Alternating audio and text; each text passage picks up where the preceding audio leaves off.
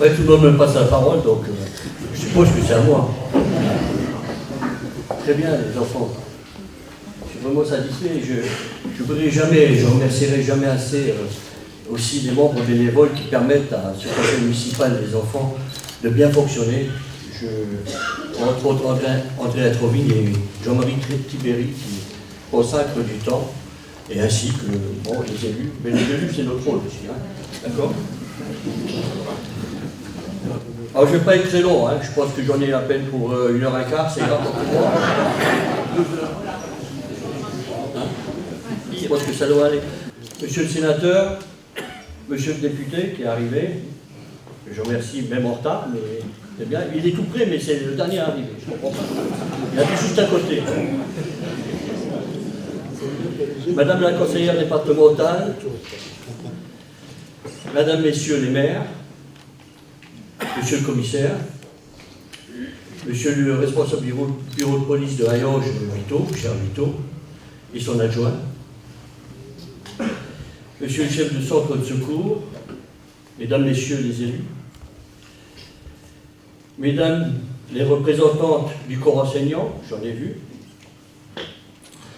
Mesdames, Messieurs les commerçants et artisans, Mesdames, Messieurs les présidents d'associations, Mesdames, Messieurs, chers amis, chaque année, c'est un réel plaisir de vous recevoir et je vous remercie d'être venus si nombreux.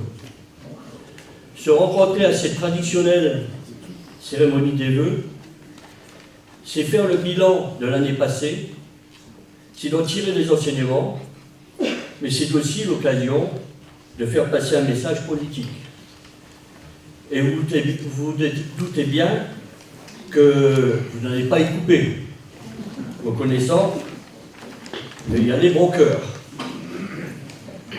Monsieur le député m'a promis qu'il resterait jusqu'à la fin.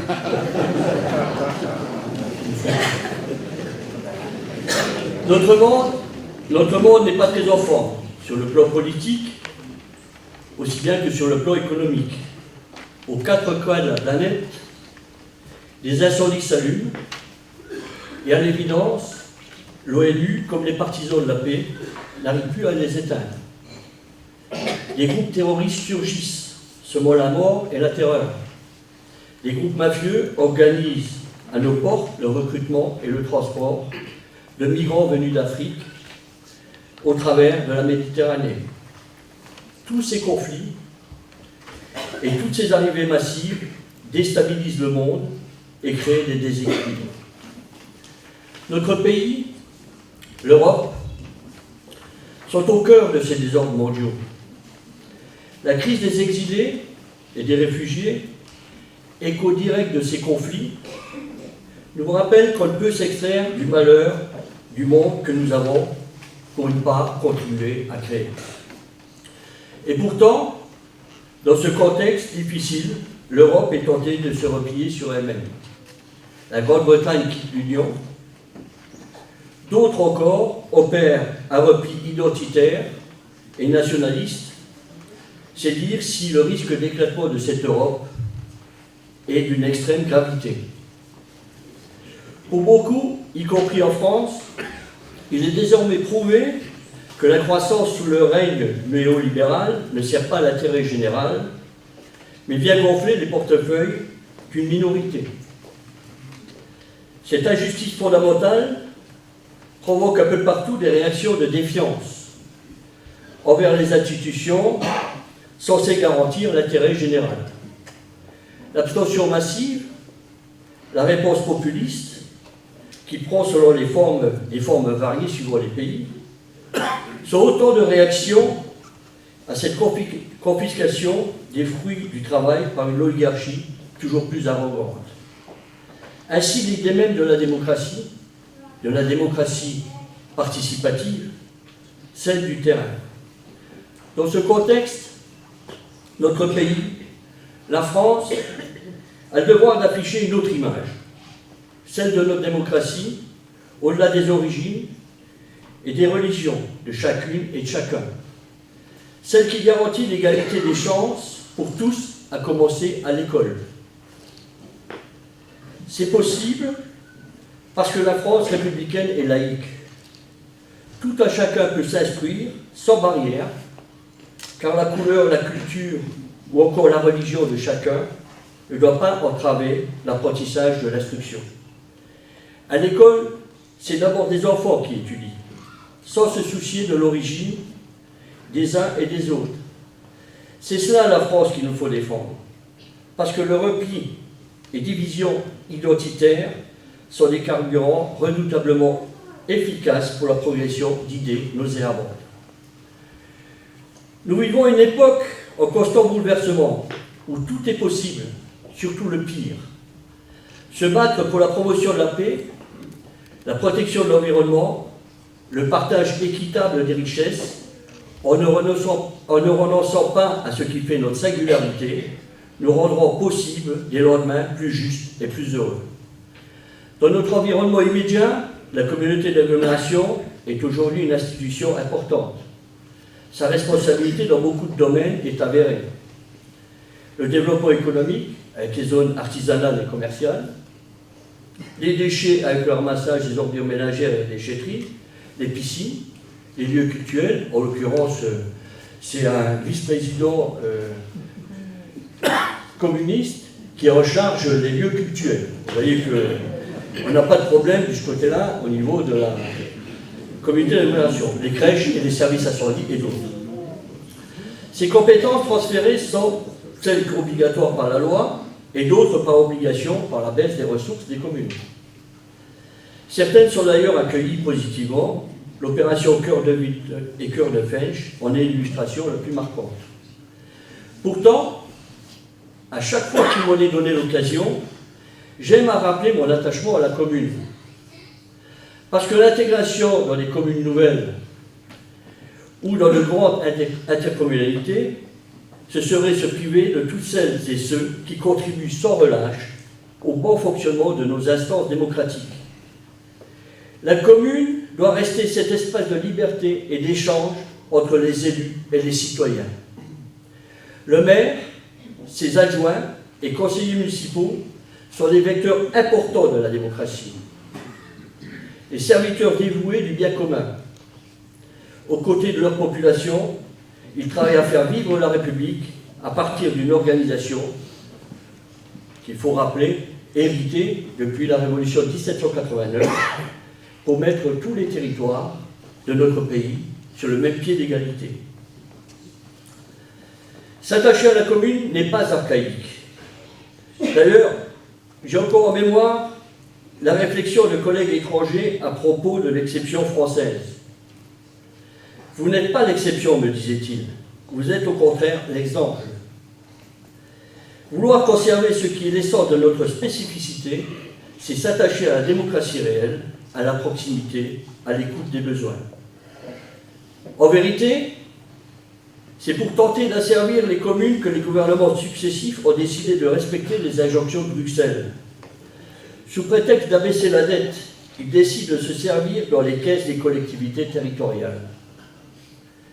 Après la ponction de 11 milliards d'euros du gouvernement précédent, en voilà une nouvelle de 13 milliards. C'est un véritable racket qui nous oblige à réduire les dépenses utiles aux services publics pour le public ou encore à une augmentation massive des impôts locaux. La suppression annoncée dans 3 ans de la taxe d'habitation pour 80% des foyers avant sa généralisation devrait achever la mise sous tutelle des collectivités. Pourtant, aucun maire, quelle que soit sa couleur politique, ne croit à la compensation intégrale par l'État.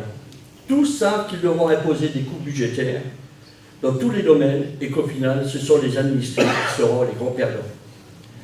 Ajoutez à cela la fin des emplois aidés, le rationnement du logement social et les contre-réformes du droit au travail, vous avez là tous les ingrédients pour dessiner le visage d'une France toujours plus soumise aux injections des puissances financières et industrielles.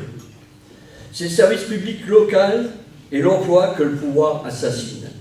Pendant que les inégalités s'amplifient, il faut le rappeler, en 40 ans, les patrimoines privés ont plus que doublé. alors que dans le même temps, les patrimoines publics ont été divisés par 2. Cherchez l'erreur. En 2017, l'élection d'Emmanuel Macron a rebattu les cartes. Son accession au pouvoir signe une rupture. Incontestablement, il est l'homme de la situation. Pas pour tout le monde, rassurez-vous. Mais seulement pour les puissances de l'argent qui poursuivent le travail de destruction de notre modèle social et pour les médias plus enclins à lui cirer les pompes que d'informer objectivement.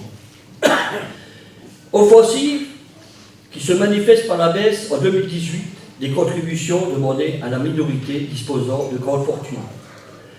Un cadeau non négligeable quand même de 4 milliards d'euros leur est consenti, alors que les couches populaires seront ponctionnées, elles, de 1,2 milliard. L'argument invoqué de manière incessante pour abaisser l'impôt sur la fortune est qu'il pousse à l'exil. À ces délinquants fiscaux, le gouvernement répond « Inutile de partir. Désormais, avec nous, le bonheur est ici. » J'ajouterai également 2 faits marquants de l'économie mondiale. Le scandale des Paradise Papers, vous excuserez quand même la prononciation pour ceux qui font de l'anglais, et la sonnette d'alarme tirée par 15 000 scientifiques de 184 pays sur l'état de la planète. Ces 2 faits, que certains qualifient d'épiphénomènes, ne sont pas si éloignés. En langage marxiste, l'exploitation du travail humain est en réalité indissociable de l'exploitation de la planète et de ses ressources. D'ailleurs, Marx l'exprimait ainsi, dans ces termes, « Propriétaires de la force de travail, les capitalistes agissent en propriétaires de la nature. » Cette double spoliation à l'égard des hommes et de la nature n'a d'autre but que de perpétuer le maintien des dominations sociales actuelles. Si rien ne bouge et qu'au contraire le désastre environnemental s'accélère, la dégradation de l'environnement poursuit une trajectoire extrêmement inquiétante. D'ailleurs, il est significatif que la 23e conférence pour le climat à Bonn en Allemagne ait accouché d'une souris. Certains négociateurs et observateurs ont pointé l'apathie générale face à une problématique brûlante qui avait trouvé pourtant à Paris un écho responsable et encourageant pour la suite. Depuis, la politique de l'argent roi gagne au détriment de l'écologie. L'illustration en est le coup de poignard de l'administration américaine qui a quitté l'accord sur le climat. Tout n'est peut-être pas perdu. Le président américain a fait un bilan de santé, ils n'ont rien trouvé. Mais précise le médecin rapporteur de ce diagnostic, lors de ce contrôle, il n'est pas demandé d'établir un examen psychiatrique. Pourtant, ça pourrait être intéressant. Pour ma part, la responsabilité ou l'irresponsabilité, c'est selon, de Donald Trump devra être jugé devant l'histoire avec toute la sévérité qu'il requiert. Dans un tel contexte, la France doit se projeter en première ligne de cette bataille. Fort des conclusions de la conférence de Paris, notre pays, en lien étroit avec les Nations Unies, a la responsabilité de donner l'exemple par l'investissement massif dans le ferroviaire et le fluvial, dans le but de développer le fret de marchandises, par la modernisation de notre tissu productif au lieu de délocaliser les productions, par l'investissement dans les énergies renouvelables. Parce que la préservation de la nature nous oblige à un mode de coopération et non celui de la concurrence. Il n'est pas trop tard, l'humanité l'appelle, nous devons l'exiger. Que dire encore de ce mal des hypocrites qui bat son plein au rythme d'une lutte de classe avec une intensité jamais égalée? Ils sont forts ceux qui tentent de faire passer la fraude et l'évasion fiscale pour de simples dérives. La question est pourtant simple.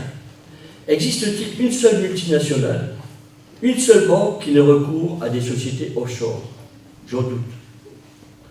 Et le prochain boom de la bulle financière, où tous ici, nous serons mis à contribution pour pouvoir payer la note.